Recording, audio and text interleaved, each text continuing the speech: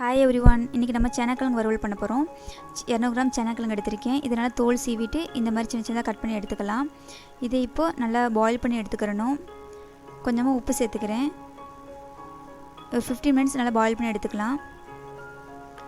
இப்போ நல்லா பாயில் ஆயிடுச்சு. இதை எடுத்து சைடில் வச்சுக்கலாம்.